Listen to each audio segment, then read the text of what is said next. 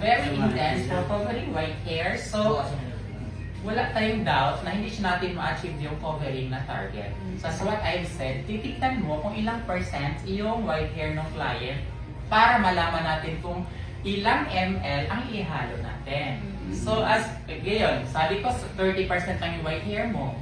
And then, ito yung gusto ng client, brunette. So, si brunette hindi siya nakaka-cover ng white hair. So, haluan lang natin ng 30 ml kay 770. So, level to level lang tayo.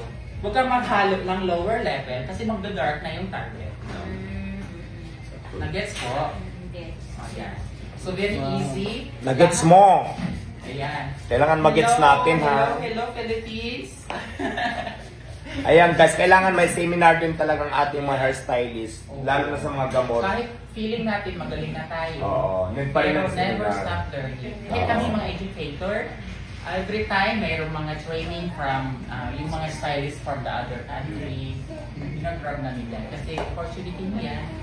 Yan, good thing. Kami na yung lumalapit sa inyo to educate you about the brand, about the product. Kasi Yes. pagdating ng panahon, pag nandyan na yung client, tapos ginagamit mo yung product natin, tapos hindi ka inform or Hindi mo alam pa paano siya gamitin. yes. Ang importante yung ganun. Importante alam mo gamitin. So, ang kagandahan kay Organic Professional is lahat po ng shades na iyan is 1:1 ratio. So, gumagamit po ba tayo ng weight scale? I-mark natin. And then, syempre, mamimili yung client natin kung ano yung gustong color. Syempre, para for Similar tayo assessment, ng ano. tulad yan. Halimbawa, ito yung gusto mong color. 745. Pero may white hair ka. So, sa 745 is, since level 7 na siya, hindi siya nakaka-cover ng white hair. So, need mo ang help ni Intense Natural. So, ang gagawin lang po natin is, titignan natin yun kung ilang percent yung white hair ng client. Para malaman natin kung ano yung ilang ml yung inimix natin na colorant dun sa basic color with the fashion color na target. Right? So, halimbawa, sa hair mo, ilan na yung percent ng white hair mo? Nasa 80%? 99. So, ayan. So, pag gano'n na yung level, marami na yung white hair. Okay? So, hindi siya mahapde, hindi siya